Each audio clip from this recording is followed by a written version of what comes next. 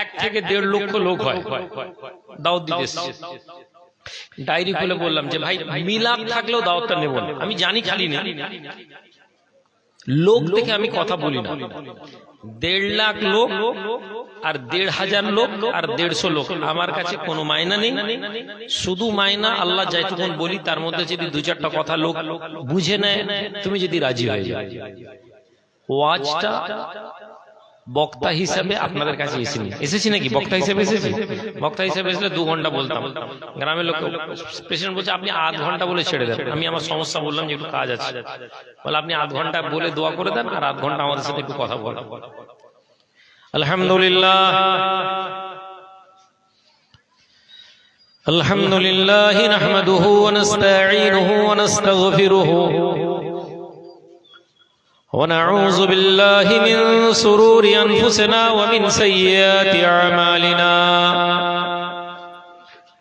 من يهده الله فلا مضل له ومن يضلله فلا هادي له ونشهد أن لا إله إلا الله وحده لا شريك له ونشهد أن سيدنا وسندنا وحبيبنا ودليلنا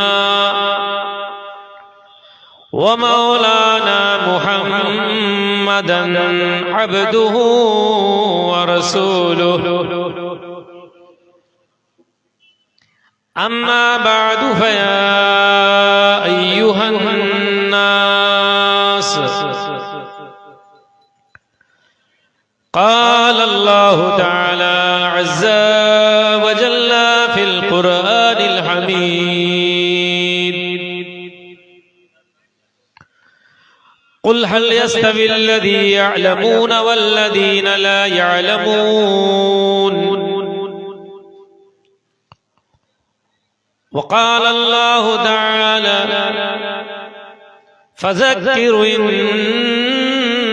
نفعت الذكرى سيذكر من يخشى إن الله وملائكته يصلون على النبي يا أيها الذين آمنوا صلوا عليه وسلموا تسليما اللهم صل على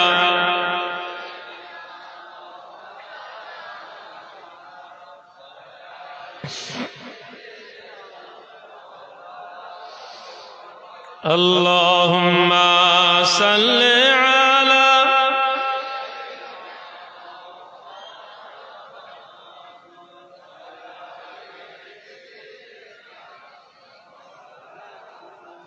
اللهم صل على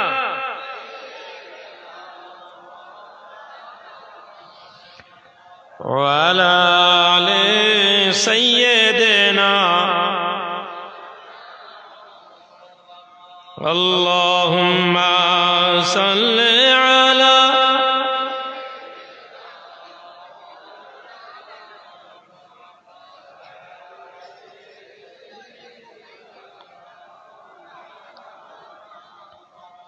আমার সম্মানিত দিনদার ইমানদার গ্রামবাসী ভাইরা, আল্লাহ পাক রব্বুল আলামিন কোরআনুল কারীমে ইরশাদ করছেন, হে নবী আপনি বলুন তারা কি এক, যারা জানে আর যারা জানে না। যারা জানে না তারা কখনো এক হতে পারে না যারা জানে তাদের তুলনাতে। এবার এই জানা এবং না জানার ব্যাখ্যা অনেক লম্বা। কি জানবো, কতটা জানবো, কার কাছে জানবো, ইত্যাদি ইত্যাদি বিষয় আছে। তবে মোটা মোটা কথায় যে ব্যক্তি ধর্ম জানে আর যে ব্যক্তি ধর্ম জানে না, এই দুজন লোকের তুলনা অন্ধ এবং চোখে দেখতে পাওয়ার লোক যেমন, যে ব্যক্তি ধর্ম জানে আর যে ব্যক্তি ধর্ম জানে না তাদের বিষয়। আজই আমি জুমার খুতবাতে আলোচনা করছিলাম, আপনাদেরকে ওই কথাটা বলি। জুমার আগের দিন কিছু কিতাব ফিতাব ঘাটি, জুমার দিন বায়ানে কিছু এক্সেপশনাল কথা বলা। জলসা সব শুনেছেন, 30 বছর 40 বছর এই সভাপতি 50 বছর জলসা শুনছে। কত বয়স? 65 বছর। 15 বছর বয়স থেকে জলসা শুনছেন। আরো আগে 10 মিনিট বলতে পারবে? বলেন তো, ধর্ম 10 মিনিট ধর্মের কথা বলে। উনি আমার সভাপতি, আমি উনার নাম দিয়ে বলছি। এটা আমাদের পুরো সমাজের চিত্র। চিৎকার দিয়ে মোটরসাইকেলে করে চিল্লে চিল্লে নিয়ে আসছে জিন্দাবাদ জিন্দাবাদ। আপনি বলছেন ভাইজান জিন্দাবাদ, আপনার জিন্দাবাদ বলাই কি আমি জিন্দাবাদ থাকবো? আপনার মুর্দাবাদ বলা দেখি আমি মুর্দাবাদ হব? তাহলে জিন্দাবাদ এবং মুর্দাবাদ বলাতে কিছু যায় আসে না। কি যায় আসে? জিন্দাবাদ কোথায় বলছি, কখন বলছি, কার জন্য বলছি, কি জন্য বলছি।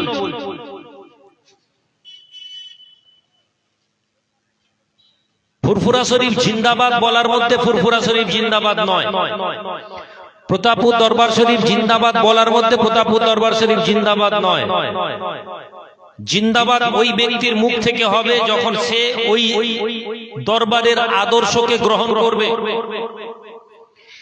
আমরা বলি আমরা দাদা পীরের গোলাম, দাঁড়িয়ে 2 মিনিট বলুন দাদা পীরের গোলাম। এটা আপনি কেন 2 মিনিট আপনি বলতে পারবেন না? কেন?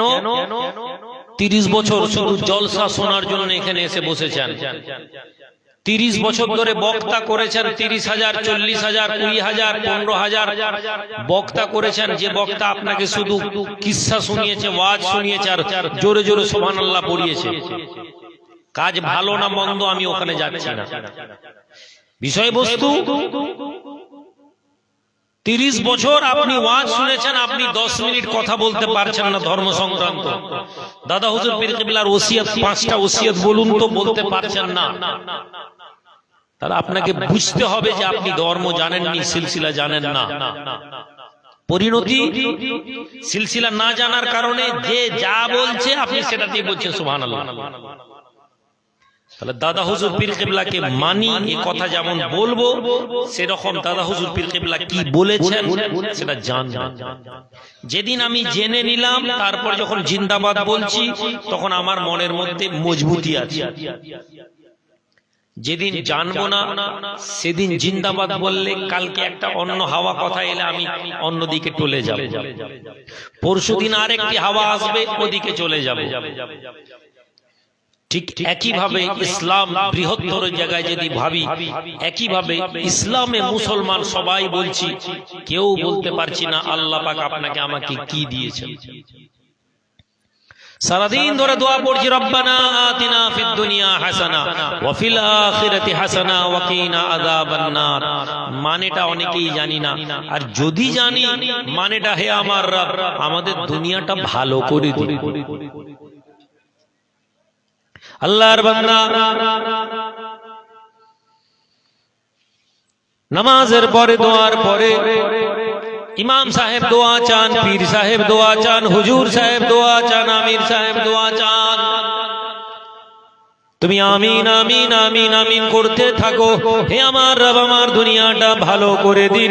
রব্বানা আতিনা ফিদ দুনিয়া হাসানা ওয়া ফিল আখিরাতি হাসানা। হে আল্লাহ আমার আখিরাতটা ভালো করে দিন। ওয়া কিনা আযাবান নার, আমাকে জাহান্নাম থেকে মুক্তি দিন। হে মানিকগ্রামের যুবকেরা, জওয়ানেরা, দাঁড়িয়ে যাও আর আমাকে জবাব দিয়ে যাও, হুজুর আমাদের দুনিয়াটা ভালো। দুনিয়া ভালো কাকে বলবো প্রশ্ন যদি করে দেওয়া হয়, যুবক তুমি জবাব দিতে পারবে না।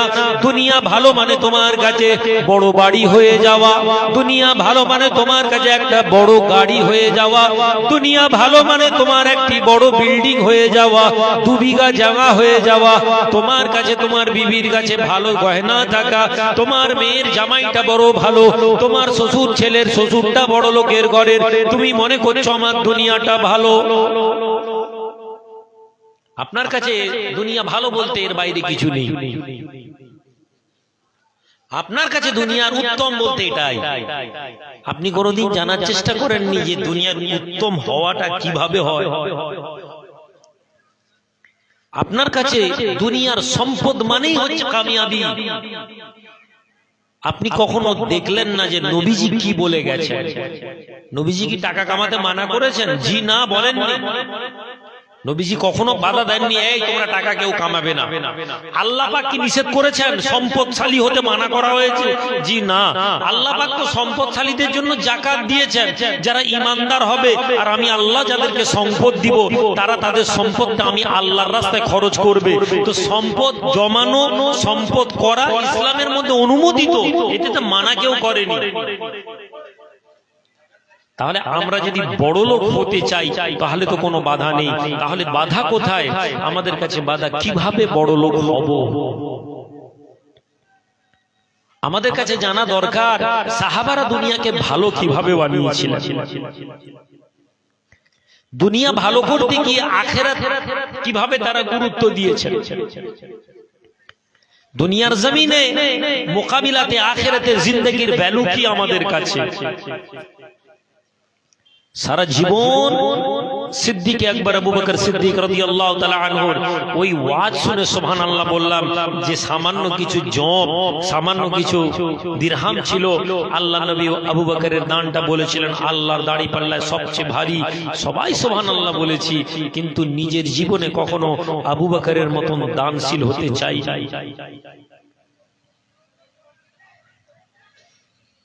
উসমান ইবনে আফফান রাদিয়াল্লাহু তাআলা আনহু মদিনা মুনাওয়ারাতে তিজারত করে বাড়ি ফিরেন। সঙ্গে একটা নয়, দুইটা নয়, 70 খানা উট আমিরুল মুমিনিন উসমান ইবনে আফফানের সাথে আছে। রাসূলুল্লাহর জামানা, মদিনার মধ্যে দুর্ভিক্ষ হয়েছে, মদিনাতে খাদ্য নেই, মদিনায় খাবার নেই, খাবারের মূল্য আকাশ ছোঁয়া, গরিব মানুষ কিনতে পারছে না। ইহুদিরা ঠিক করে নিল ওসমান তেজারত করে সিরিয়া থেকে আসছে, দামাস্ক থেকে আসছে, প্রচুর শস্য দানা নিয়ে আসছে। আমরা মদিনা থেকে একটু এগিয়ে যাই, কয়েক ক্রোশ দূরে গিয়ে আমরা ওখানে ওসমানের সাথে ব্যবসা করে নিই। ওসমানের কাছ থেকে বেশি দাম দিয়ে মালগুলো কিনে নিই। 1 টাকার মাল ওসমানের কাছ থেকে 2 টাকায় কিনে নিই, তাহলে আমরা এখানে এসে যা খুশি তাই দাম করতে পারবো।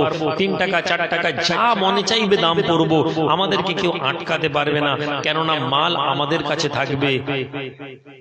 ইহুদিরা বসে ঠিক করলো, ঠিক বলেছো ভাই, ওসমানকে লোভ দেখাই, ওসমান 1 টাকার মাল 2 টাকা দেখে হু হু করে আমাদেরকে বিক্রি করে দিবে। 1 টাকার মাল 1 টাকা 10 পয়সা বিক্রি হবে, 1 টাকার মাল 1 টাকা 20 পয়সায় বিক্রি হবে, আমরা 1 টাকার মাল 2 টাকায় দিয়ে দিব। মদিনা মুনাওয়ারা থেকে একজন নয়, দুইজন নয়, ইহুদিদের বড় তাজিরদের, বড় বড় তিজারত করনেওয়ালা ব্যবসায়ী মণ্ডলী এগিয়ে গেছে ওসমান ইবনে আফফানের কাছে। মদিনা শহরে প্রবেশ করতে যাবেন, বাজারের সামনে দাঁড় করিয়ে দিয়েছে আমিরুল মুমিনিন ওসমান ইবনে আফফানকে ইহুদিরা। ভাই ওসমান, তুমি কেমন আছো? ব্যবসা কেমন চলছে? বাণিজ্য কেমন চলছে? আলহামদুলিল্লাহ। আল্লাহর বান্দা ওসমান ইবনে আফফান রাদিয়াল্লাহু তাআলা আনহু বলেন, বড় ভালো। মদিনার অবস্থা জানো? মদিনার খবর রেখেছো? না, মদিনার অবস্থা খুব খারাপ। তাই নাকি? হ্যাঁ। কি হয়েছে? মদিনায় দুর্ভিক্ষ, লোকের কাছে পয়সা নেই, খাবারের জিনিসের মূল্য অনেক এলোমেলো, লোক খাবার কিনতে পারছে না, অভাব আছে। আচ্ছা ওসমান, তুমি সফর থেকে অনেক কষ্ট করে আজ ব্যবসা এসেছো, আমরা ঠিক করেছি আমরা তোমাকে ভালো মূল্যে দাম দিয়ে পয়সা নিয়ে তোমার কাছ থেকে মাল কিনে নিব, আর মদিনায় গিয়ে তোমাদেরকে ব্যবসা করতে হবে না। আমরা 1 টাকার মালকে তোমাকে ডবল প্রফিট দিব, ডবল লাভ দিব। 1 টাকার মাল তোমাদের কাছ থেকে 2 টাকায় নিয়ে নিব, আমাদেরকে সব মাল দিয়ে দাও। আপনি আমি হলে, আপনি আমি হলে, হ্যাঁ ভাই ঠিক আছে, বিশাল প্রফিট। ধরে নেন আপনি একটা ব্যবসায় নেমেছেন, কম্বল নিয়েছেন, 200 টাকার কম্বল আপনি ভেবেছেন 400 টাকায় বিক্রি করব। এখন 200 টাকার কম্বল কেউ যদি বলে 600 টাকা, আপনি তো চোখ বন্ধ করে দিয়ে দিবেন। রব্বানা আতিনা ফিদ দুনিয়া হাসানা, এই শব্দের ব্যাখ্যা উসমান ইবনে আফফানের এই কথা থেকে বুঝুন। হে মুসলমানেরা, জওয়ানেরা, ইসলামকে বুঝতে গেলে, ধর্মকে জানতে গেলে ওয়াজের মজলিসে শুধু ওয়াজ শুনলে হবে না। ওয়াজের মজলিস থেকে যে কথা শুনবে ওই কথাকে নিয়ে নিজের জিন্দগিতে, নিজের জীবনে লাগাও। আমিরুল মুমিনিন উসমান ইবনে আফফান রাদিয়াল্লাহু তাআলা আনহু জবাব দেন, মুসলমান ইহুদিরা, এর চেয়ে বেশি দাম আমি পাবো মদিনাতে। মদিনাতে এর থেকে ভালো দাম পাবো। ইহুদি তো ব্যবসায়ী ছিল, তারা জানে দাম। আচ্ছা ঠিক আছে, 1 টাকার মাল 2 টাকায় দিব। উসমান ইবনে আফফান বলছেন এর চেয়েও ভালো দাম পাবো। 2 টাকা, 1 টাকার মাল 3 টাকা দিব, এর চেয়ে বেশি দাম পাবো। ওরা অবাক হয়ে গেল, 1 টাকার মাল 3 টাকায় কে কিনবে? আলোচনা চলছে, ইহুদিরা বলছে দেখো মদিনাতে মাল নেই, সুতরাং মানুষ তো খাবে, ঘর বাটি জায়গা সম্পদ সব বন্ধক রেখে তো পেটে খাবে, তাহলে মাল নিলে কিন্তু লস হবে না। ব্যবসায়িক দিমাগ চলছে, তখন কি করা যাবে? তারা বললো আমরা 2 জন মিলে নিয়ে নিই, 3 জন মিলে। তারা বললো যে ঠিক আছে ওসমান, হ্যাঁ আমরা জানি মদিনায় তুমি তো বড় ব্যবসায়ী, 1 টাকার মাল 4 টাকায় দিব। উসমান ইবনে আফফান বলছেন এর চেয়ে বেশি রেট পাচ্ছি, 5 টাকা, 6 টাকা, 7 টাকা। যখন 7 টাকাতে উসমান ইবনে আফফান বলছেন এর চেয়ে বেশি পাচ্ছি, তখন তারা বলছে অসম্ভব, মদিনাতে আমাদের থেকে বড় ব্যবসায়ী আর কেউ নেই, 1 টাকার মাল 7 টাকা দিয়ে কিনবে, আমরা বিশ্বাস করিনি। কে কিনবে তোমার কাছে? উসমান ইবনে আফফান রাদিয়াল্লাহু তাআলা আনহু বলছেন চলো আমার সাথে। ইহুদিরা বলছে চলো দেখি কে এত দাম দিয়ে কিনবে, কার এত টাকা মদিনায় আছে যে 1 টাকার মাল 7 টাকার বেশি কিনবে। হে আল্লাহর বান্দা যুবকেরা, জীবনকে বদলে যদি না নাও, জেনে নাও আল্লাহর কথা শোনার পরে সাহাবাদের কথা শুনবে আর এখানে ফেলে দিয়ে চলে যাবে। তাদের ব্যাপারে বলা হয়েছে খাতামাল্লাহু আলা কুলুবিহিম, তাদের অন্তরে আল্লাহ মোহর মেরে দিয়েছেন। মুশরিক, কাফের মুশরিকদের ব্যাপারে কথা বলা হয়েছে, ওদের অন্তরে আল্লাহ মোহর মেরে দিয়েছেন। আর একদল মুসলমান যারা নিজেদেরকে মুসলমান মনে করে অথচ তাদের ভেতরে মুনাফিকি ভর্তি হয়ে আছে। এই মুনাফিকি মুশরিকির থেকেও খারাপ। কেন না? মুশরিক প্রকাশ্যে আল্লাহর দুশমনি করেছে, আর মুনাফিকরা আল্লাহকে মানি একথা বলে আল্লাহ বিরোধিতা করেছে। আপনারা অবাক হয়ে যাবেন, মসজিদে ইমাম সাহেবকে যদি বলেন যে ইমাম সাহেব আমাদেরকে জুমাতে বই দেখে দেখে মুনাফিকের চরিত্রটা বলেন তো, আমি আজকে ওয়াজ করব না। আমি ওয়াজ করলে আপনি ভাববেন হুজুর মনে হয় রাগের মধ্যে আমাদের কি ইশারা করে বলছে। বক্তা ভালো কথা বললেই আমরা ঠিক করে নিই যে ওই মনে হয় ওই লোকটাকে ইশারা করে বলছে। ফলে বিরোধমূলক কথা আমি বলছি না, কিন্তু আপনি যদি ধর্ম জানতে চান মসজিদের ইমাম সাহেবকে বলবেন মুনাফিকের লক্ষণ, আর আপনি নিজেকে দেখবেন 70 থেকে 80% মুনাফিকের আলামত আজকে এই মুসলিম সমাজের মধ্যে এসে গেছে। আপনি স্বপ্ন দেখছেন যে পীর সাহেবের লেজ ধরে জান্নাত চলে যাবে, আপনি মনে করছেন ভাইজান জিন্দাবাদ, ভাইজান জিন্দাবাদ করে দিয়েছি মানে জান্নাত চলে যাবে। যদি এইভাবে জান্নাত পেয়ে যাওয়া যেত, এত সস্তায় যদি জান্নাত পেয়ে যাওয়া যেত, তাহলে দুনিয়ার কোটিপতি লোকেরা কেউ জাহান্নামী হতো না, অন্য কোন নবীর উম্মত জাহান্নামে যেত না। জান্নাতে যাবার জন্য একটা ক্যাটাগরি দরকার, একটা স্ট্যান্ডার্ড দরকার। ওই স্ট্যান্ডার্ড পাস হলে তারপরে ওলি আউলিয়া পীর গৌস কুতুব জান্নাতে নিয়ে যাবে। ওই স্ট্যান্ডার্ড আমরা আজকে দিনে নেই। আর এটা বোঝার জন্য আপনাকে কোরআন হাদিসের জ্ঞান রাখতে হবে। আমরা বলি পীর ওলি আল্লাহরা আমাদেরকে জান্নাতে নিয়ে যাবে, কিন্তু ওই পীর ওলি আল্লাহরা কার জন্য সুপারিশ করবে এটা আমরা জানি না। বেনামাজি বেরোজগার সবাই যদি জান্নাত চলে যেত, তাহলে মুনাফিকরা জান্নাত চলে যাবে। আপনিও জানেন আর আমিও জানি মুনাফিকরা জান্নাত যাবে না। আর মুনাফিকরা কেন মুনাফিক সেটা কোনোদিন আপনি জানার চেষ্টা করেননি, আর জানলেও আপনি চোখ বন্ধ করে নিয়েছেন। আপনি কেননা আপনার সাথে আমার সাথে মিলে যাচ্ছে। সুতরাং দুনিয়া ভালো করার যে কথা বলছি, এই যে পরবর্তীকালে ওসমান ইবনে আফফানের জীবনের যে কথাটা শুনবেন, নিজের মনের মধ্যে নিয়ে আসুন। এটাকে ভুলবো না, জীবনে কোথাও না কোথাও আমি চেষ্টা করব। এই বিশ্বাসের সাথে থাকুন আর দেখুন আপনার দুনিয়া কেমন করে ভালো ভালো। ইহুদিরা পিছনে পিছনে যাচ্ছে, কাকে ওসমান ইবনে আফফান এত মূল্য দিয়ে জায়গা দাম বিক্রি করবেন? উটের সারি সারি উট নিয়ে এসে ওসমান ইবনে আফফান মসজিদে নববীর সামনে রেখে দিয়েছেন। ইহুদিরা দাঁড়িয়ে আছে, ওসমান ইবনে আফফান এসে বলেছেন, ইয়া রাসূলুল্লাহ, সালাম দিলেন। সালামের জবাব, হে নবী, আমি মসজিদে নববীতে প্রবেশ করার আগে আপনার মুখে শুনতে চাই, কোন ব্যক্তি যদি আল্লাহর জন্য একটা টাকা খরচ করে ওর প্রতিদান আল্লাহ পাক কি দিবেন? দয়ার নবী বলছেন, কোন ব্যক্তি আল্লাহর জন্য যদি আল্লাহর রাস্তায় 1 টাকা দান করে, আল্লাহ পাক তার বরকতে 70 গুণ বেশি সওয়াব দান করবে। আমিরুল মুমিনিন ওসমান ইবনে আফফান ইহুদিদের দিকে তাকান আর বলেন, এই মদিনার ইহুদিরা, ও মদিনার ইহুদিরা, শুনে নাও আমাদের নবীর কথা, যে রাসূলুল্লাহ সাদিক, যে রাসূলুল্লাহ আমিন, যে নবী কোনদিন মিথ্যা বলেন না, যে নবী কোনদিন কারো সাথে ধোঁকা দেন না, সেই নবীর উপরে আমরা ঈমান এনেছি। এই সমস্ত মাল, শুনে নাও ইয়া রাসূলুল্লাহ, আল্লাহকে সাক্ষী রেখে আল্লাহর দরবারের প্রতিদান পাওয়ার জন্য সমস্ত উটের মালগুলো মদিনায় গরিবদের মাঝে তাকসীম করে দিলাম। নবীজি ওসমান ইবনে আফফানের জন্য দোয়া চাই। সম্মানিত হাজিরিন, জীবন পরিবর্তন করুন। নিশ্চিতে বসে আছেন, আপনি ভাবছেন যে আপনি যেভাবে দুনিয়া কাটাচ্ছেন, মরে গেলে ঠিক এইভাবেই পার হয়ে যাবে। কেননা আপনি মরার পরের জীবন সম্পর্কে ওয়াকিবহাল নন। আপনি জানেন না মৃত্যুর পরে আপনাকে কি জিনিসের মুখোমুখি হতে হবে। আপনি জানেন না কবর কি।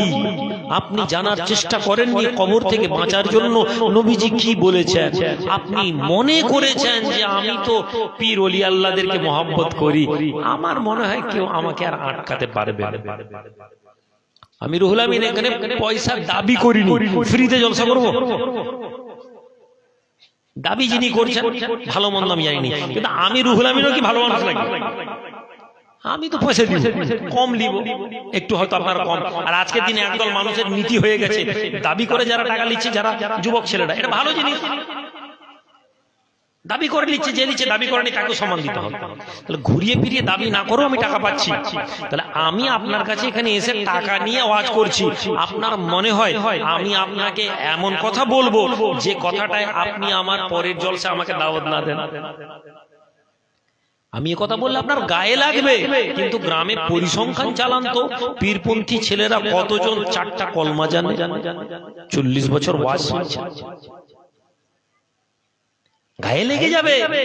বাপরে, পীরপন্থী কটা ছেলে হাইয়া আলা সালা বললে মসজিদে ছুটে যায়। গ্রামে তবলিগ ঢুকলে বলছি মেরে ঠ্যাং ভেঙে বার করে দে। আমি রুহুল আমিন বছরে একবার এসে জলসা করে মায় মুরব্বি জান্নাতে পাঠিয়েছি। দুনিয়া আমার খারাপ, আমার দুনিয়া খারাপ। আল্লাহ কোরআনে বলেছেন রব্বানা আতিনা ফিদ দুনিয়া হাসানা, হে আমার রব আমার দুনিয়া ভালো করে দাও। আমার দুনিয়া ভালো নেই, আমার ঘরে আমার অশান্তি, আমার ছেলের সাথে অশান্তি, আমার বাপের সাথে অশান্তি। আপনি আপনার পরিবারকে নিয়ে শান্তিতে নেই, আপনি আপনার বাপ মা ছেলে মেয়েকে নিয়ে অশান্তি। আপনি ব্যবসা করতে যাচ্ছেন, আপনার ব্যবসা ভালো নেই। আপনি বাণিজ্য করতে গেছেন, আপনার লস। আপনি লোকের ঘরে কাজ করেছেন, কোম্পানি টাকা দেয়নি, আপনার দুনিয়া ব্যস্ততার মধ্যে কেটেছে। আপনার দুনিয়া ভালো নেই, আপনি ভাবছেন আপনি মরে গেলে আপনার আখিরাত ভালো হয়ে যাবে। আরে ভালো যার দুনিয়া যার ভালো হয়ে যাবে তার একটা লক্ষণ হচ্ছে আখিরাত ভালো। আর দুনিয়া ভালো মানে টাকা নয়, দুনিয়া ভালো মানে বড় বাড়ি নয়। আমরা দুনিয়া ভালো মানে বড় বাড়ি আর পাকা বাড়ি করার চক্করে দুনিয়া ভালো করেছি। বাদশা হারুন আল রশিদের একজন ছেলে ছিল, বাদশার ছেলে একেবারে সাধারণ ভাবে থাকতো, একেবারে সাধারণ ভাবে থাকতো, গ্রামের মানুষদের সাথে ঘুরে বেড়াতো, সাধারণ গরিব মজুব লোকেদের সাথে ঘুরতো। রাজপ্রাসাদে যখন ঢুকতো বাদশার ছেলে কেউ আটকাতো না, কি দেখতো ময়লা জামা, সাধারণ জামা, আমির ওমরা আরো হাসতো মুচকি মুচকি, হ্যাঁ বাদশার ছেলে পাগল। স্বাভাবিক না, আমি রুহুল আমিন তো ঠাট বাটে থাকি, আমার ছেলে যদি একদম সাধারণ জামা কাপড় পরে থাকে, আপনার মানে হুজুর ছেলেটা ঠিক মতন হলো নি বাবু, বাপের মতন হলো। আপনি তার তাকওয়া দেখেন না, আপনি তার আল্লাহ ভীতি দেখেন না, আপনি তার খোদা ভীতি দেখেন না। মসজিদের ইমাম সাহেবের ছেলে যদি সাধারণ হয়ে ঘুরে বেড়ায়, আরে ভাই মসজিদের ইমাম এত ভালো, ছেলেটা বেকার। আপনি দেখছেন না যে ছেলেটা পাঞ্জেগানা নামাজ মসজিদে পড়ছে? আপনি দেখছেন না যে ছেলেটা তাহাজ্জুদের আগে মসজিদে এসে নামাজ পড়ছে? আপনি এটা তার দেখছেন না। আপনি তার ক্রিস দেওয়া জামাটা দেখছেন, আপনি তার ভালো জুতোটা দেখছেন। আপনি ধর্মের ব্যাপারে উদাসীন বলে আপনার কাছে এই টাকা পয়সা বাড়ি গাড়ি এগুলোই প্রায়োরিটি, এগুলোই প্রাইমারি গুরুত্বপূর্ণ হয়েছে। কিন্তু যেদিন আপনার মনে হবে টাকা পয়সা আল্লাহ তুমি দিলে ঠিক আছে, কিন্তু ধর্মের জায়গাটাকে আমি মজবুত করব, ভালো জামা পরতে আমি নিষেধ করিনি, কিন্তু আমি বলেছি যে ভালো জামা পরার সাথে সাথে ওই জামাটা যেন মসজিদের ভেতরে হাইয়া আলাস সালার সময় প্রবেশ করে। ভালো গাড়ি থাকার সঙ্গে সঙ্গে রাস্তায় যেখানে নামাজের ওয়াক্ত আপনার গাড়িটা যেন দাঁড়িয়ে যায় আর সিজদায় গিয়ে কথা বলে, হে আমার রব তুমি আমাকে সম্মান দিয়েছো, টাকা দিয়েছো, গাড়ি দিয়েছো, আমি তোমার কাছে সিজদা করছি। এটার নাম আতিনা ফিদ দুনিয়া হাসানা। হে যুবকেরা, সারা রাত ওয়াজ শুনো কিন্তু মজলিস থেকে কিছু নিয়ে যাও না। বরং আমি রুহুল আমিন যদি টুক করে একটা কিছু বলে দিই, ওইটাই কালকে ইউটিউবের চ্যানেলে ছেলেরা ওটাকে হাইলাইট করবে, ভাইরাল করবে, চা দোকানে বসে বসে আলোচনা হবে, ওইটা বললো ঠিক বলেনি, আবার না ঠিক বলেছে। এই হচ্ছে আমাদের জলসা থেকে নিয়ে যাই বাড়িতে। পরচর্চা পরনিন্দা যেটা হয় সেটাই আমরা চা দোকানে আলোচনা। কেউ কি দেখেছেন কোনোদিন ভাই ওই যে কোরআনের কথাটা বললো, ওই যে হাদিসের কথাটা শোনালো, কি আমাদেরকে এরকম কথা ভাবতে হবে? কোনোদিন শুনেছেন? কোনোদিন আপনি আমাদের চর্চা কেন না আমরা আমাদের মেজাজ বানাইনি? আমাদের কাছে ওয়াজ মানে কোনো এন্টারটেইনমেন্টের আনন্দ ফুর্তি। আমার ওয়াজের মজলিসে এখন হাসি ঠাট্টার খেলা চলে এসেছে। বিশেষ করে বাংলাদেশের কিছু কিছু আলেম ওলামাদের এই ফেসবুকে জামানায় সব দেখতে পাওয়া যায়। আপনি দাদা হুজুর পীর কিবলাকে ভালোবাসেন, এই কথা বলার নয়। মুজাদ্দিদ জামান পীর আবু বকর সিদ্দিক রাহমাতুল্লাহ আলাইহি আপনাকে তাকওয়ার জীবন অনুসন্ধান করতে বলেছেন। তার উলামারা, তার আলেমরা পায়খানা করবেন কিভাবে সেটা বলার পরে আপনাকে দেখিয়েছেন। পায়খানা এক জায়গায় করবেন, উঠে গিয়ে আরেক জায়গায়, তখন মাঠে ঘাটে যখন পায়খানা হতো সেটা আপনাকে বলে দিয়েছেন। আপনার কাছে এগুলো কোনো মায়না নেই। হে আল্লাহর বান্দা যুবকেরা, আল্লাহর কোরআন বলে তাজাওয়াদু ফাইন্না খায়রাজ যাদিত তাকওয়া। পাথেয় সংগ্রহ করো। রাস্তায় তুমি যখন বেরো যুবক, এখান থেকে উড়িষ্যা যাব, এখান থেকে দিল্লি যাব, এখান থেকে বোম্বে যাব, রাতের বেলা যখন তুমি ঘর থেকে বেরো, তুমি তোমার ব্যাগের মধ্যে খাবারটা রেখে দাও, তুমি তোমার ব্যাগের মধ্যে কাপড়টা রেখে দাও, তুমি তোমার ব্যাগের মধ্যে পানিটা রেখে দাও, তুমি তোমার সঙ্গে টিকিটটা নিয়ে নাও, না জানি রাস্তায় যেন কোনো ঝামেলা না হয়। হ্যাঁ, এই দুনিয়া মুসাফির, এই দুনিয়া সফর করার জায়গা। এই দুনিয়ার মধ্যে তুমি তোমার আখিরাতের পাথেয়গুলো সংগ্রহ করো, আখিরাতের রাস্তাটা ঠিক করে নাও। কাল দুনিয়াতে নিঃশ্বাস বন্ধ হয়ে গেলে কবরটা কেমন করে মোকাবিলা করব? নিঃশ্বাসটা বন্ধ হয়ে গেলে কবরের ভিতরে মুনকার নাকির আসলে কি কথা বলবে? কবরটার পরে যখন আখিরাতে উঠবো কি জবাব দিব? তার জন্য প্রস্তুত হয়ে যাও। আল্লাহর কোরআন বলে তাজাওয়াদু ফাইন্না খায়রাজ যাদিত তাকওয়া। আর আখিরাতে পাথেয় কি করে সংগ্রহ করবে? আল্লাহর কোরআন বলছে আল্লাহ ভীতি দিয়ে। আল্লাহ ভীতি কিভাবে আনবো? বাদশা হারুন আল রশিদের ছেলে মহল্লায় প্রবেশ করছে, ছিঁড়া জামা, ময়লা জামা, আমির ওমরাহ মুখ টিপে টিপে হাসে। বাদশার ছেলে বাদশার মান সম্মান ডুবিয়ে দিল। বাদশা তো বাদশাই, ছেলে হোক আর বিবি হোক আর মেয়ে হোক, বাদশার সম্মানে লাগলে সহ্য করবে না।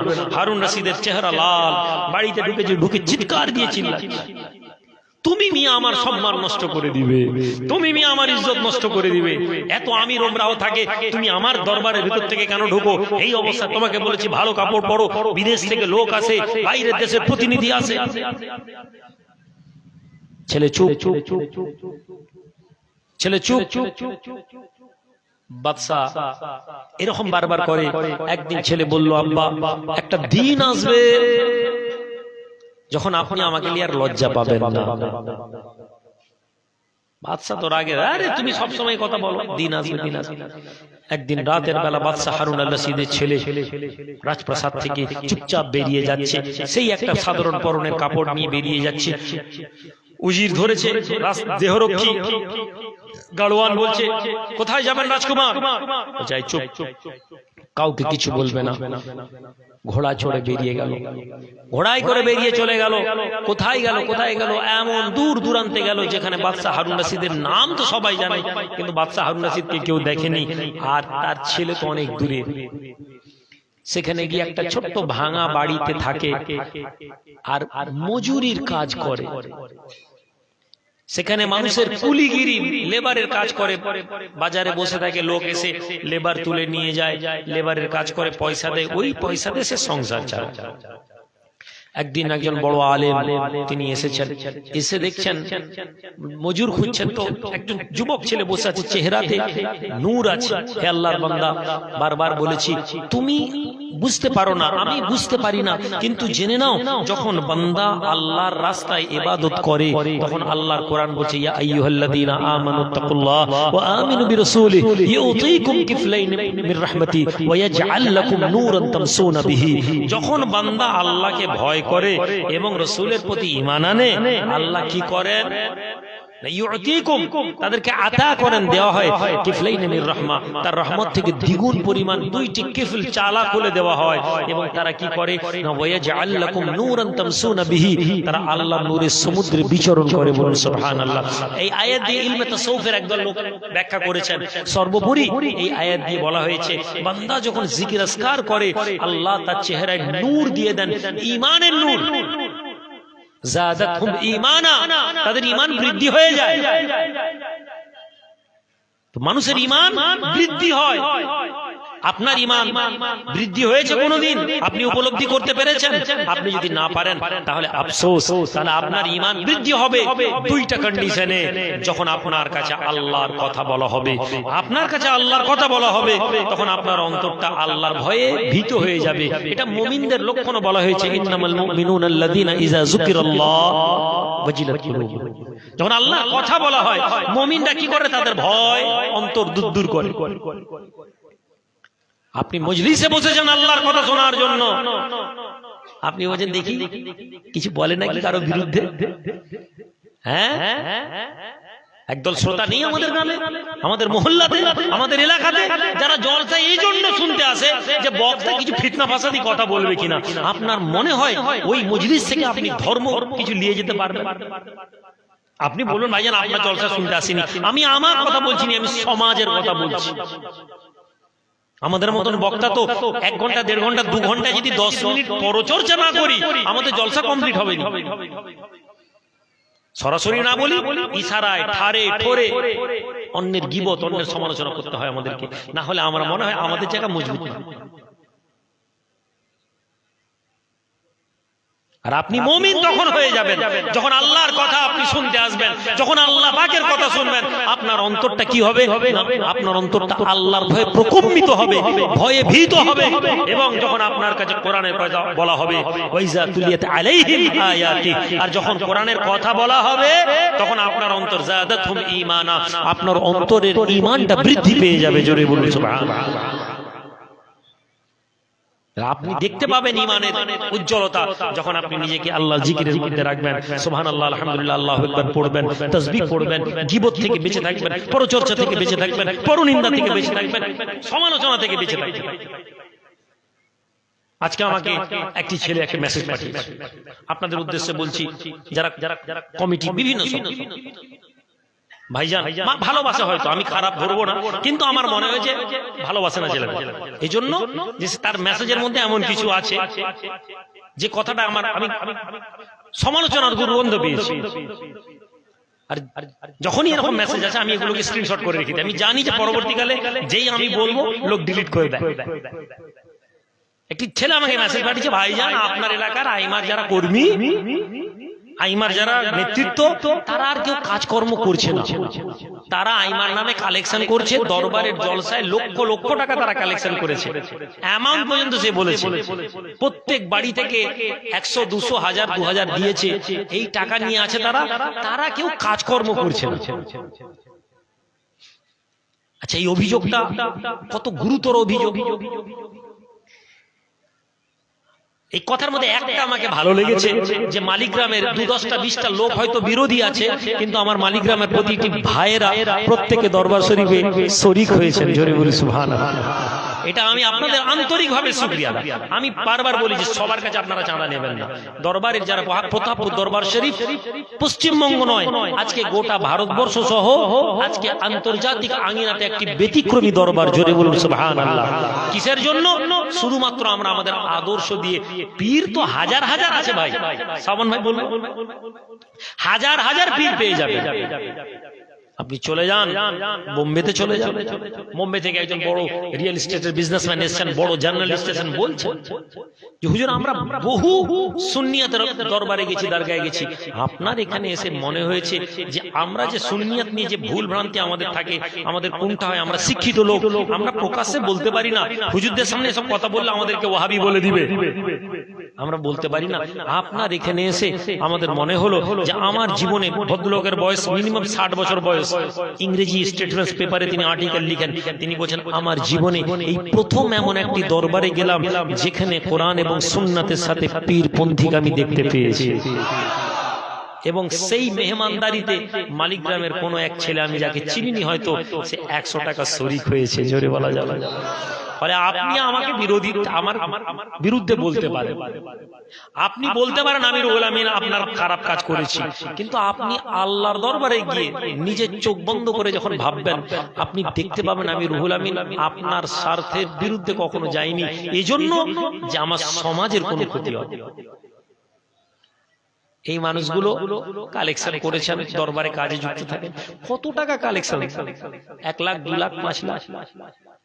সারা জীবন এই লোকগুলোর সংসার চলে যাবে। তাহলে এই যে অভিযোগ আমি বললাম, আমি যখনই বললাম ঠিক আছে আমি গিয়ে ধরবো, তাড়াতাড়ি ডিলিট করেছে, না না না, আমি ফিতনা হবে। আপনার মনে হয় এই লোক যদি আমানতের খেয়ানত করে, এই লোকের সাথে যারা আমানতের খেয়ানত করবে, আপনি বলুন তো আমি রুহুল আমিন জানলাম না, আপনার মনে হয় এই লোক আমানতের খেয়ানত করার পরে শান্তিতে থাকবে? আমি রুহুল আমিন মাদ্রাসার নাম করে আপনাদের কাছে টাকা তুললাম, আমি রুহুল আমিন মানে যেই তুলছে সেই টাকা নিয়ে সে তার বাড়ি বানাচ্ছে, আপনার মনে হয় সেই লোক শান্তিতে থাকবে? তাহলে আমরা যখন আল্লাহর রাস্তায় দিয়ে দিব, সে মাদ্রাসায় দিই, দরবারে দিই, হুজুরকে দিই, আমরা এটা বলবো যে আল্লাহ তোমার রাস্তায় দিলাম। এরপরে যে লোকের হাতে আসবে, সে যদি আমানতের খেয়ানত করে, সে আগুন গিলবে, আঙ্গার খাবে, আঙ্গার হাঁকবে নাকি বাংলায় বলেন, আগুন খাবে, তুমি আগুন পায়খানা করবে। কিন্তু যদি না হয়, যদি এই ছেলেগুলো চেষ্টা করেছে যে প্রতাপপুর দরবার শরীফকে, আগে কি বলতো আরবের টাকা, আগে কি বলতো আমেরিকার টাকা, মধ্যখানে কি বলতো বিজেপির টাকা, এখন তো আবার বলতে শুরু করেছে না তৃণমূলের টাকা। কিসের জন্য? হিসাব খুঁজে যখন আপনি পাবেন না, তখন এরকম বলতে হবে। এই যে জলসা করেছেন, কালেকশন করাবেন নাকি? কালেকশন করাবেন না তো লোক তো বলবেই যে কালেকশন নেই, কিছু নেই, কেন, কোথা থেকে টাকা পাচ্ছে? কিন্তু যদি এই মানুষের আমানতের খেয়ানত না করেন, আমি যে অভিযোগ করলাম, আমি কি করলাম? অপবাদ দিলাম, বুহতান, অপবাদ। আমি অনেক নামাজ পড়ছি, নামাজ পড়ে পড়ে কপাল কালো করে ফেলছি, চা দোকানে বসে বসে পরচর্চা সমালোচনা করছি। আমার ভাইরা, আপনার মনে হচ্ছে আপনি নামাজ আপনাকে পার করে দিবে? জি না, কাল কিয়ামতের দিনে এই লোকটা, নবী বলছেন, যে ব্যক্তির বিরুদ্ধে অপবাদ দাও, যে ব্যক্তির বিরুদ্ধে কুপ্রচার করো, যে ব্যক্তির বিরুদ্ধে তোমরা খারাপ মন্তব্য করো, কিয়ামতের দিন আগে ওই লোকটার সাথে তোমাকে মোকাবিলা করা হবে।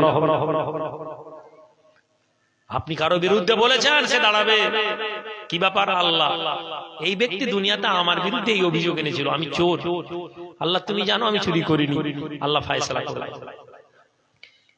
এর চেয়ে বড় কঠিন কথা কি?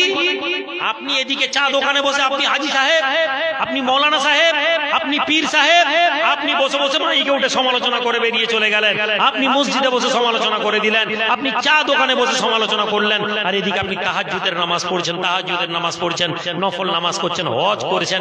নবীজি বলছেন আপনার নেকির পাহাড় হয়ে আছে, কিন্তু যখন বিচার শুরু হবে তখন এরকম লোকেরা আসবে, আল্লাহ বলবেন ফালা তুজলিমু নাফসুন শাইয়া, আজকে আমি কারো উপর জুলুম করব করব না, এর নেকি কেটে একে দিয়ে দাও, নেকি কেটে এই লোকের আমল নামায় দেওয়া হবে। এইভাবে একটা একটা একটা একটা করে লোক আসবে, তোমার আমল বন্ধ হয়ে কেটে কেটে কেটে বেরিয়ে যাবে। বান্দা একটা সময় আসবে তোমার কাছে কোনো আমল থাকবে না।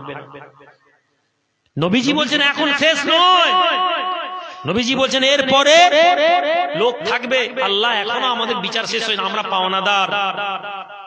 আল্লাহ বলবেন কোনো চিন্তা নেই, আজ আমি নাদাউল মাওয়াজিনুল কিসত লিয়াউমিল কিয়ামা, আমি কিয়ামতের দিনে ইনসাফে দাঁড়িপাল্লা তুলেছি, আসো তোমাদের গুনাহগুলো একে দিয়ে দাও। ওই গুনাহ নিয়ে ওই গুনাহ নিয়ে ওই গুনাহ নিয়ে এই তথাকথিত নামাজি, তথাকথিত হাজি, তথাকথিত পীর সাহেব, তথাকথিত হুজুর সাহেব আমলটার মাথায় কি করবে না, গুনার পাহাড় দিয়ে নবীজি বলছেন এই লোক জাহান্নামে চলে যাবে। কেন শুরুতে বলেছি ধর্ম জানা জরুরি। তার চেয়ে ওই চা দোকানে ওই যুবক ছেলে যে হয়তো অনেক বেশি জলসা শোনে না, যে অনেক বেশি ওয়াজ নসিহত শোনে না, পাঞ্জেগানা নামাজ পড়ে, পরচর্চায় থাকে না, নিজের কাজ করে, কিয়ামতের দিনে ওই লোকটার আমলনামা দেখলে আপনি অবাক হয়ে যাবেন। আরে ভাই তুমি তো কোনো জলসায় বসতে না, তুমি তো কোনো হুজুরের সোহবতে বসতে না, তুমি তো কোনো চিল্লা দাওনি, তুমি তো কোনো মারকাজে যাওনি, তোমার এত নেকি কি? বলা হবে এই লোক দুনিয়ার অযথা গীবতে থাকতো না, এ লোক দুনিয়ার ফিতনা থাকতো না, এ লোক পরচর্চায় থাকতো না, এ লোক আল্লাহর হুকুমকে মানতো, নেকি কম ছিল কিন্তু গুনাহ বেশি করতো না। জোরে বলি সুবহানাল্লাহ। আমার ভাইরা বেরিয়ে আসেন, পরচর্চা থেকে বেরিয়ে আসেন, পরনিন্দা থেকে বেরিয়ে আসেন। আমাদের এই সমাজের সবচেয়ে বড় ব্যাধি বসে বসে পরচর্চা করা, কাজ নেই কর্ম নেই, চা দোকানে বসে বসে পরচর্চা করছি, চা দোকানে বসে পরনিন্দায় যুক্ত হয়ে আছে। আমাদেরকে চেষ্টা করতে হবে যে যার আমলনামা সে নিয়ে যাবে, কে চুরি করলো, কে ডাকাতি করলো, কে মানুষের হক নষ্ট করলো, কে মাদ্রাসার টাকা মেরে খেয়ে নিল, কে মসজিদের টাকা মেরে খেয়ে নিল, সে তার আমল নিয়ে যাবে। আমরা কারো সাথে আমরাই করব না। একটাই কথা বলবো ভাই, আল্লাহর হিসাব আল্লাহর কাছে দিবে। বাদশাহ হারুন আল রশিদের ছেলের কথা বলে শেষ করে দিব। ওই আলেম এসে পৌঁছালেন, এসে দেখলেন বাদশাহ হারুন আল রশিদের ছেলেকে বলছেন, এই ছেলে তুমি কি মজুর? সে বলল আমি মজুরের লাইনে বসে আছি, মানে তো আমি মজুর। এসো। ছেলেটি বলল আমার শর্ত আছে। এই আলেম অবাক, কি শর্ত? কি শর্ত? বলতে লাগলো যে হুজুর আমি নামাজের ওয়াক্ত হলে হুজুর আমি নামাজ পড়ব, নামাজের ওয়াক্ত হলে আমি নামাজ পড়ব, আমাকে নামাজের সময় আটকানো যাবে না। ঠিক আছে, আর আমাকে খাওয়ায় জোরাজুরি করা যাবে না। সুবহানাল্লাহ বলবেন না? এই রিজক আমাদের জিভকে প্রথমে কালো করে, তারপরে অন্তরকে কালো করে, তারপর পেটকে অসুস্থ করে। এই লোকমা আমরা যে খাই, এই লোকমা প্রথমে আমাদের জিভকে কালো করে দেয়, অর্থাৎ এই জিভ থেকে আর ভালো হারাম লোকমা আমাদের জবানকে ভালো রাখে না। এরপরে আমাদের হৃদয়কে কালো করে দেয়, হারাম খাদ্য আমাদের মনের মধ্যে নূরকে নষ্ট করে দেয়। তারপরে আমাদের পেটকে অসুস্থ করে দেয়। হারাম খাবার বেশি খায় না মানুষ, লিয়ায় গোশ, লিয়ায় মাছ, লিয়ায় হাফ খালি পেট যে লোক খায় সে শরীর সুস্থ। সাহাবারা আল্লাহর নবী ক্ষুধা না লাগলে খেতেন না। সাহাবারা পেট পরিপূর্ণ করে খেতেন না। এটা আমাদের জীবনের উসুল। আর আমাদের সেটা বলছে ভাইজান তিনটা মহব্বত করে আপনাকে তিন জায়গায় ভাত খেতে হবে। আমি কি করে বুঝাই যে নবীর সুন্নতের আমল করার চেষ্টা করলেও আজকের জামানায় হুজুরদেরকে মুরিদরা করতে দেবে না। এই জন্য কেননা মুরিদ মনে করছে হুজুরকে মহব্বত করা মানে 14টা তরকারি দিয়ে খাওয়ানো। এখানে মহব্বত নেই, এটা ধর্ম। আপনি মনে করছেন হুজুর এসেছেন গরুর গোশত, মুরগির গোশত, খাসির গোশত, মাছ, ডাল, 8টা 12টা 14টা করে তরকারি খেয়ে দিয়ে ঠেকুর দিলে বলছে আল্লাহর নবী গরিবী জীবন যাপন করতেন। শ্রোতাও বলছে সুবহানাল্লাহ। কেননা ধর্ম জানেন না। আর এই কথার মধ্যে কোনো তাসির নেই, এই কথার মধ্যে টান থাকতে পারে, এই কথার মধ্যে কান্নার ভঙ্গি থাকতে পারে, এই কথার মধ্যে আসর হবে না, কেননা আমি নিজের জীবনকে আমি এই জায়গায় নিয়ে আসতে পারিনি, আমি আপনাদেরকে কি করে শোনাবো। আল্লাহর বান্দা মাযদারুন নাসিদের ছেলে বলে, বাদশা খানা যেটা খাবো না, হে মাওলানা আলেম খানা খাবো না, নামাজের সময় আমাকে নামাজ পড়তে দিতে হবে। আলেম খুশি খুশি মনে নিয়ে যায়, চলো। বাড়িতে গিয়ে গোলামকে বলে, এই ছেলেকে কষ্ট দিও না, এই ছেলে যত কাজ করে করতে দাও, এবং খাওয়ার জন্য একে পিড়াপিড়ি করবে না, খাওয়ার জন্য একে চাপ দেবে না, আর নামাজ পড়তে দাঁড়ালে নামাজের জন্য হুড়াহুড়ি করবে না, কতটা কাজ করে করুক, লিখে মনে হচ্ছে ভালো ছেলে বলে আলেম চলে গেছেন নিজের কাজে। এই গোলাম কাজ টাজ করে সব সন্ধ্যাবেলা পয়সা নিয়ে মজুরি নিয়ে চলে গেছে। আলেম সন্ধ্যাবেলা ঘরে এসে দেখে একটা মজুর 1.5 গুণা কাজ করেছে, অবাক হয়ে গেছে, এত কাজ। চাকর বলছে, হুজুর এমন লোক এনেছেন, ও তো একা তো 1.5টা লেবারের কাজ করে দিয়ে চলে গেছে। তাই নাকি? হ্যাঁ, খেলেও নি, আমাদের খাওয়ারও বেঁচে গেল, নামাজের জন্য কিছুক্ষণ নামাজ বন্ধ রেখেছিল, কিন্তু যে গতিতে কাজ করেছে, ও নামাজ না পড়লেও লেবার এত কাজ করতে হবে। সুবহানাল্লাহ। বাদশা মাওলানা তো আরো মাথা খারাপ, তাহলে ঠিকই চিনেছি এই ছেলের মধ্যে তাকওয়া আছে। পরের দিন আবার গেছে, এই ছেলেকে খুঁজছি, পাইনি। মজুররা বলছে, আরে ও তো পাগল টাইপের ছেলে। কেন? ও একদিন আসে, 2 দিন আসে না, একদিনে যে টাকা ইনকাম হয় ও 3 দিনের খোরাক হয়ে যায়, শুধু ওইটুকুন টাকা ইনকাম করতে আসে খোরাকির জন্য। সুবহানাল্লাহ বলবেন। এখান থেকে আপনার দুনিয়া ভালো করার কথা বলছি। যুবক ছেলে, তুমি পরেশান হয়ে আছো, হুজুর কাজ নেই, হুজুর কাজ নেই, হুজুর কাজ নেই, ভাইজান একটু দোয়া করে দেন, তাবিজ দিচ্ছ গলায়, কোমরে, মাথায়, পেটে। তোমার ঘরে রুজি নেই? তোমার বাড়িতে একদিন রান্না চড়েনি, এরকম হয়েছে? তুমি নবীকে ভালোবাসো, আমার নবীর ঘরে 3 দিন পর পর চুলা জ্বলে। এটা শুনতে ভালো লাগে, ওয়াজে ভালো লাগে, ব্যক্তিগত জীবনে কথা বলা যায় না, না তো আমির সাহেব বলবে, না তো হুজুর সাহেব বলবে, আর না তো দিনের দায়ী সাহেব বলবে। ওই কথা শুধু হাদিসেই আছে, আমাদেরকে এই জীবনের কথা আমরা ভাবতে পারছি না। কি আছে? আপনি জীবনকে সন্তুষ্ট করতে চান, আপনি খুশি হয়ে যান, যে অবস্থায় আছেন আলহামদুলিল্লাহ বলুন। আপনি শুধু এটা বলুন যে আজ বেঁচে আছি, এটা আল্লাহর শুকরিয়া, মরে যেতে পারতাম। নাম্বার 2, ঘরে গিয়ে বিবিকে জিজ্ঞেস করুন, মাকে জিজ্ঞেস করুন, মা কিছু খাবার আছে? মা বলবে, কি আর করবি, কিছু খাবার নেই, ডাল ভাত আছে, বাস আপনি আলহামদুলিল্লাহ বলুন। এমন গাজাতে ঘটনা ঘটেছে, ফেসবুকে লাইভ করেছেন, শেয়ার করেছেন। আপনি কি জানেন গাজাতে একটা দিন গেছে যেখানে 2 দিন 3 দিন ধরে লোক খেতে পায়নি। ইয়ামানে ক্ষুধার কারণে কয়েক হাজার ছেলে মরে গেছে। আপনি শুকরিয়া আদা করুন, আল্লাহ আপনার ছেলের ঘরে খাবার দিয়েছে। গাজাতে মায়েদের বুকের স্তনের দুধ শুকিয়ে গেছে খেতে না পেয়ে, বাচ্চা স্তনের দুধ পায়নি। আপনি শুকরিয়া আদা করুন যে আল্লাহ আপনার ঘরে চাল ডাল রেখেছে, আপনার পরিবার আলহামদুলিল্লাহ আপনার বাচ্চার মুখে আল্লাহ খাদ্য পৌঁছাচ্ছে। যখন আপনি জীবনকে ভাবে দেখবেন, আপনি দেখবেন আপনার জীবনের প্রতি অভিযোগ নেই, আপনার না পাওয়ার কষ্ট নেই। আর যখন আপনার বন্ধুর মোটরসাইকেল দেখবেন, আপনি আল্লাহর শুকরগুজার বান্দা হতে পারবেন। বাদশা হারুন আল-রশিদ ছেলেকে আলেম খুঁজতে খুঁজতে গিয়ে দেখে ঘরের মধ্যে লোকটি শুয়ে আছেন, অসুস্থ। অবাক হয়ে গেছেন, আরে আপনি? তখন ওই যুবক বলে, শোনো, আল্লাহ পাক তোমাকে আমার কাছে পাঠিয়েছেন। শোনো, আমি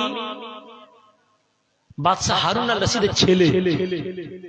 মাওলানা তো অবাক হয়ে গেছে শুনে, কি বলছেন আপনি?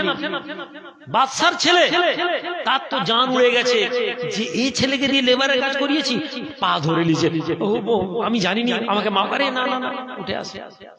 হে মাওলানা, আমি মনে হয় তুমি খুব ভালো লোক, আমার মনে হয়েছে আল্লাহ এই জন্য পাঠিয়েছেন। শোনো, আমার কাছে আর বেশি সময় নেই, আমি যদি মারা যাই, আমি মারা গেলে আমার মাথার তলায় দেখো একটি রাজ আংটি আছে। আলেমদের, বাদশাদের যে সন্তান হতো তাদের কাছে একটা মোহর থাকতো, রাজার আংটি। এই আংটিটা নিয়ে তুমি যাবে, বাদশাকে গিয়ে আমার বাপকে গিয়ে দিবে। আর একটা কোরআনুল কারীম আমার মাথায় রাখা আছে, এটা আমার মায়ের কোরআন, আমার মা আমাকে দিয়েছিল, আমার মাকে ফেরত দিবে। আর শোনো, আমার বাপকে বলবে আমি আমার বাপকে আর কোনোদিন লজ্জা দেব না, আর আমি মারা গেলে তুমি আমার জানাজার নামাজ পড়াবে। সম্মানিত ভাইরা, এটা একটা বাদশার ছেলের জীবনী বললাম, মারা গেল। বাদশা হারুন রশিদের কাছে এই আলেম গেছে, আলেম বাদশা হারুন রশিদ ঝরঝর করে কাঁদছে আর বলছে, হে আমার ছেলে, তুমি ঠিক বলেছো। বাদশা হারুন রশিদ জীবনে প্রায় মৃত্যুর আগে পর্যন্ত ওই ছেলের কথা ভাবতেন আর কাঁদতেন আর বলতেন, আমার ছেলেই ঠিক বলেছে, ও আমাদের থেকে অনেক আগে বেরিয়ে গেছে, এই দুনিয়ার কোনো মূল্য নেই। তাহলে আমার আজকের এই জলসার মধ্যে আমরা তিনটা জিনিস মাথায় রাখবো, যে যেখানেই থাকি না কেন আল্লাহর কথা কি আছে, ধর্মের মধ্যে আল্লাহ কি বলেছেন এটা জানার চেষ্টা করব। দ্বিতীয়, দুনিয়া থাকবো, দুনিয়া বিমুখ হওয়ার চেষ্টা করি, প্রত্যাশা এক্সপেকটেশন জিরো বানাই। এটা ভাববেন না বাড়ি করতে হবে, ঘর করতে হবে, টাকা, এটা ভাবার প্রয়োজন নেই। আপনার কাছে যদি আল্লাহ তকদিরে রাখেন, আল্লাহ আপনাকে দিয়ে বাড়ি বানিয়ে দিবেন। যদি না থাকে হবে না। একটাই লক্ষ্য রাখুন, আল্লাহ পাক যেন আমাদের উপর থেকে নারাজ না হয়ে যান। আর নারাজ হওয়ার সবচেয়ে বড় কথা, বান্দার হক নষ্ট যেন না হয়ে যায়। বান্দার ব্যাপারে ভালো ধারণা রাখুন, প্রতিবেশী ভাই, প্রতিবেশী, বন্ধু বান্ধব, এদের ব্যাপারে ভালো ধারণা রাখুন। দেখবেন আল্লাহ পাক আপনার এবং আমার জীবনকে ভালো করে দিবেন। আমি রুহুল আমিন আপনার জন্য কতটা উপকারী এটা বড় কথা নয়, আপনি আমার জন্য কতটা উপকারী এটা বড় কথা নয়। আমি এবং আপনি যেন আমাদের কারণে সমাজ আমাদের কারণে কষ্ট না পায়, আমি আপনার কষ্টের কারণ না হয়ে যাই, আপনি আমার কষ্টের কারণ না হয়ে যান। ছোট্ট করে সাল্লাল্লাহু আলাইহি ইয়া নবী ইয়া রাসূল সালাম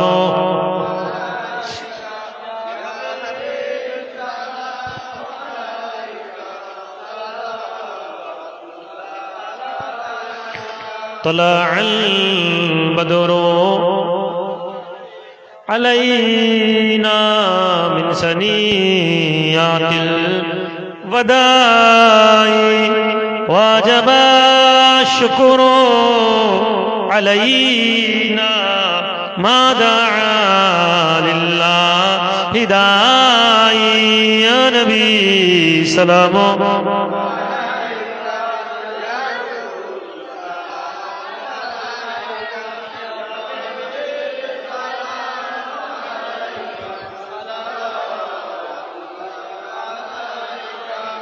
ऐसा अगर जाए मदीना तो नबी जी से ये कहना कि आपका एक नाम ले आपसे यूं कह रहा था या नबी सलामो या रसूल सलाम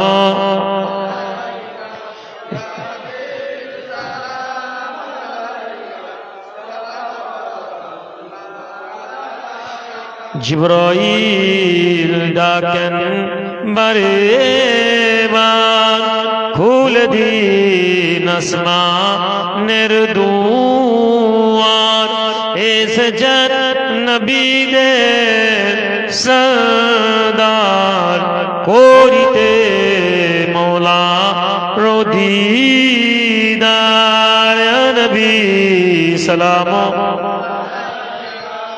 या रसूल सलामो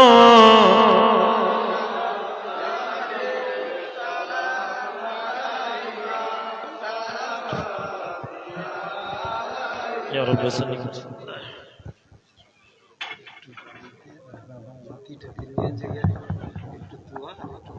আজকে বাড়িতে আজকে এখানে দোয়া করে আজকে বাড়ি যাবো না, আমার ভীষণ কাজ আছে, রাত 1টার সময় একটা গুরুত্বপূর্ণ ফোন আসবে বলেছি, আমি এখান থেকে দোয়া করি এখান থেকে।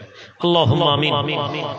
আল্লাহুম্মা রাব্বানা আতিনা ফিদ দুনিয়া হাসানাহ ওয়া ফিল আখিরাতি হাসানাতাও ওয়া কিনা আযাবান নার।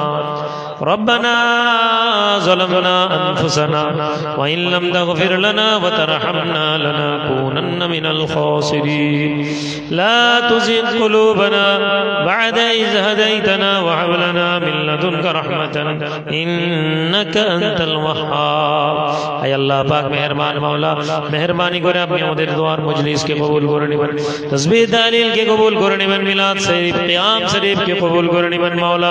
আয় আল্লাহ পাক কোরআনুল करीम पढ़ा হয়েছে मौला जिक्र असगार হয়েছে मौला तमाम नेकीগুলো आका इनामदार दो जहानेर बादशाह हबीब व तबीब जनाबे मुहम्मदुर रसूलुल्लाह सल्लल्लाहु अलैहि वसल्लमेर কাছে পৌঁছে সাহাবা তাবেঈন তাবেঈন মুস্তাদিন হুজুরদের পাক হয়ে পৌঁছা দিবেন আহলে বাইত নবী পরিবারের পাক হয়ে পৌঁছা দিবেন মাওলা এ পাক পরওয়ারদিগার মাওলা সওয়াব খানা কাদেরিয়া তরিকা চিশতিয়া তরিকা নকশবন্দিয়া তরিকা মুজাদ্দিদিয়া তরিকা হুজুরদের পাক হয়ে পৌঁছা দিবেন মাওলা রব্বুল আলামিন খাস করে মাওলা সওয়াব খানা আপনি মেহেরবানি করে আমিরুস শরিয়ত मुजाद्दिदुज़्ज़मान पीर अबू बकर सिद्दीकी रहमतुल्लाह अलैहि पाक में पहुंचा दिबेन मौला खास करे सवाब गाना अल्लामा रुहुल अमीन मुसिराडी रहमतुल्लाह अलैहि कनिगन मुस्तानजी डोलार फकीर साहब हुजूरेर पाक में पहुंचा दिबेन मौला प्यार डांगा दरबार शरीफ में साईं सा रहमतुल्लाह अलैहि अब्दुल सा रहमतुल्लाह महबूब सा रहमतुल्लाह अलैहि गुलाम सा रहमतुल्लाह अलैहि पाक में पहुंचा दिबेन मौला अब्दुल महबूब फारूकी रहमतुल्लाह अलैहि पाक में पहुंचा दिबेन मौला शाहजलाल शाहफरान रहमतुल्लाह अलैहि हुजूरेर पाक में पहुंचा देवन अरे हमारे अमानी हुजूरेर पाक में पहुंचा दिबेन मौला मेहरबान मौला खास करे सवाब खाना कुतुबुल आफ्ताब शेखुल मसाइख इमामुल असर हजरत सय्यदिना शाह दीवान मोहम्मद जाफर नौमरुल्लाह दाजी हुजूरेर पाक में पहुंचा दिबेन मौला हुजूरेर रूहानी फैज रूहानी तवज्जो अल्लाह बागी मजलिसे दान करुन मौला खास करे मौला আমরা হাজিরানে মজলিস বাপ মা দাদা দাদি নানা নানি হুজুর যে যেখানে চলে গিয়েছে तमाम মায়ে মুরব্বিদের কবরকে আপনি জান্নাতের টুকরা বানিয়ে দিন রব্বুল আলামিন আমাদের মধ্যে যারা বিমার আছেন তাদেরকে শিফায়ে কুল্লিয়া আতা করুন মাওলা খাস করে মাওলা হুজুর কিবলা অসুস্থ আছেন মাওলা মাওলা আপনার সিদ্ধান্তে আমাদেরকে রাজি থাকার তৌফিক দান করুন আর বদনি এবং ইলমি এবং আমলি জীবনকে আপনি সালামতি দান করুন রব্বুল আলামিন আমাদের ইবাদত আমাদের রিয়াজত আমাদের বندگی আপনি কবুল করে নিন যুবক ছেলে জওয়ান ছেলে সব রিজকের অভাবে যারা আছে মাওলা আমাদের রুজিতে আপনি বরকত দান করুন খাস করে মাওলা গুনাহ খাতা থেকে আমাদের ছেলেদেরকে বাঁচার তৌফিক দান করুন পর্দার আড়ালে বোনেরা মায়ের আল্লাহ পাক যে যার নেক নিয়তকে আপনি কবুল করে নিন রব্বুল আলামিন আমরা আপনার দরবারে হাত তুলেছি আপনার কাছে চেয়েছি মাওলা আমাদের চাওয়াগুলোকে আপনার দরবারে কবুল করে নিন হে আল্লাহ এই গ্রাম সহ तमाम মুসলমানদের গ্রামগুলোতে আপনি খায়ের বরকত আফিয়ত দান করুন হে আল্লাহ পাক কাফির মুশরিক মুনাফিকদের গোলামি থেকে হেফাজত করুন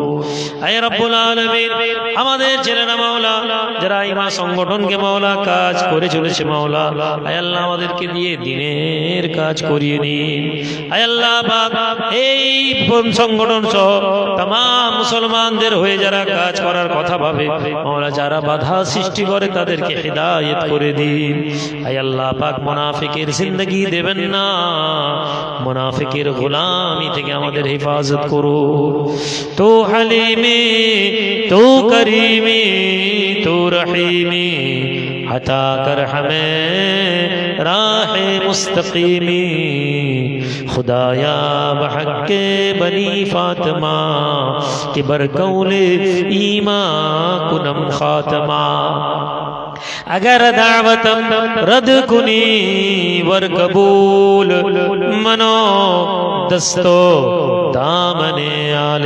رسول صلی اللہ علی خیر خلقہ واصحابہ اجمعین برحمتک یا ارحم الراحمین بحق لا الہ لا الہ لا الہ الا اللہ محمد رسول اللہ السلام علیکم ورحمۃ اللہ